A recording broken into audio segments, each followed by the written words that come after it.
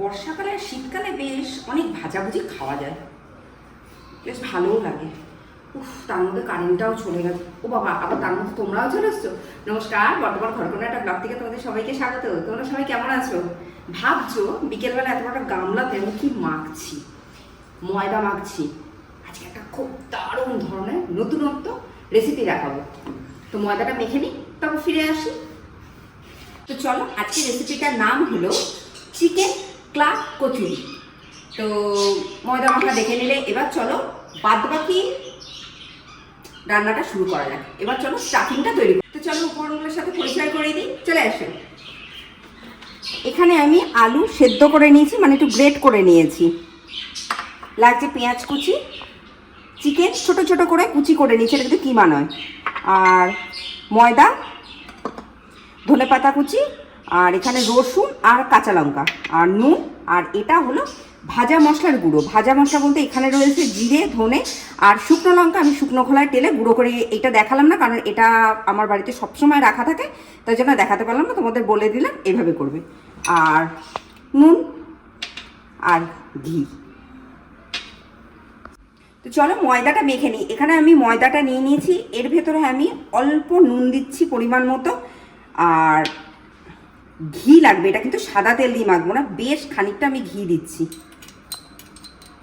এবার আমি ময়দাটা খুব ভালো করে মেখে নেব। সর্ষের তেলটা একটু গরম হোক। এবার তেলটা খুব ভালো করে গরম হয়ে গেছে। এখানে রসুন আর কাঁচা লঙ্কা যেটা আমি কুচি করে রেখেছিলাম সেটা দিয়ে দিচ্ছি। আমি কিন্তু এখানে আদা দিইনি। এবার এটাকে আমি খুব ভালো করে একটু ভাজা হতে দেবো। রসুন আর কাঁচা লঙ্কাটা খুব ভালো করে ভাজা হয়ে গেছে। এবার এই সময় আমি এই যে বেশ খানিকটা পেঁয়াজ কুচি দিয়ে দিচ্ছি, আর পেঁয়াজটা কিন্তু একটু বড় বড় করে কেটেছি। পেঁয়াজটা মোটামুটি ভাজা হয়েছে। এই সময় আমি এই যে ছোট ছোট কুচি কুচি করে রাখা চিকেনটা দিয়ে দিচ্ছি। আমি তো কিমা করিনি, আগে থেকে বলছি। এই দেখো চিকেনটা এরকম ছোট ছোট পিস করে করা আছে কিন্তু।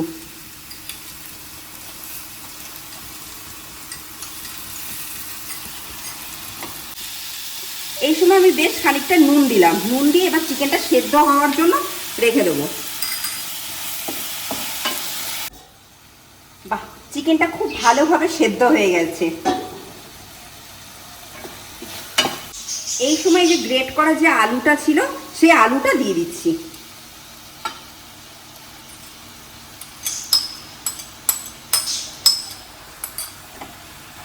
ভালোভাবে এখানে চিকেনটার সাথে মিশে গেছে। এই সময় ভাজা মশলাটা দিয়ে দিচ্ছি, আর এই যে ধনেপাতা কুচিটা রেখেছিলাম সেটাও দিয়ে দিচ্ছি। ভালো করে মিশিয়ে নামিয়ে নেবো। এবার পুরটা একদম তৈরি হয়ে গেছে। এবার আমি এটা ঠান্ডা করতে দেবো। এটা একদম ঠান্ডা হবে। ঠান্ডা করে নিয়ে ফিরে আসছি। ঠান্ডা হয়ে গেছে, পুরটা ঠান্ডা হতে হতো না, আমি এদিকে একটুখানি তেল গরম করতে বসিয়ে, তেলটা কিন্তু খুব গরম হয়নি, জাস্ট তেলটা আমি বসিয়েছি। এবার আমি কচুরিগুলো তৈরি করব। যেহেতু ক্লাব কচুরি মানে একদম ছোট্ট এইটুকু সাইজেরই হবে। দেখো, আর ময়দাটা কিন্তু ঘি দিয়ে মেখেছি বলে এত সুন্দর হয়েছে। এই দেখো,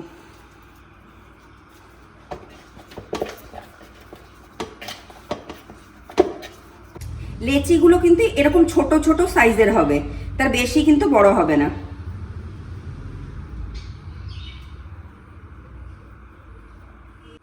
এবার আমি অল্প করে পুরটা ভরে দিচ্ছি।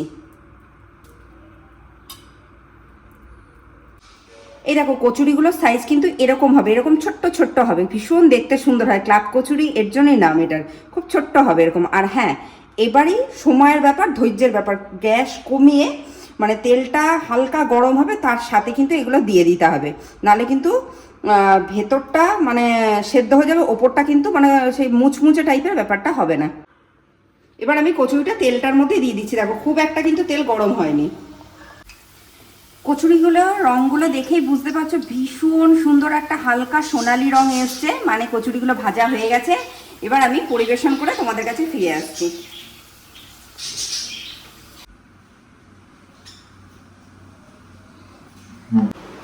তৈরি হয়ে গেছে আজকে চিকেন দিয়ে ক্লাব কচুরি। তো আজকে তো সন্ধ্যাবেলা আমাদের বাড়ির সবাই, আমরা সবাই মিলে গরম গরম চা দিয়ে এটা খাবো। বাপরে, এতক্ষণ আবার কারেন্ট এলো, কি গরম লাগছে দেখে বুঝতে পারছো, ঘেমে গেছি একদম। তো যাই হোক না কেন, তোমরা অতি অবশ্যই বাড়িতে এই রেসিপিটা ট্রাই করো, একদম নতুন ধরনের, আশা করি তোমাদের ভীষণ ভীষণ ভালো লাগবে। তো আজকের রেসিপিটা, আজকের ভিডিওটা যদি ভালো লেগে থাকে তোমরা অতি অবশ্যই আমার চ্যানেলটা সাবস্ক্রাইব করো, শেয়ার করো, লাইক করো, কমেন্ট করো। যাই এবার ফ্রেশ হয়ে চা দিয়ে কচুরিটা সবাই মিলে খেতে বসে চললাম।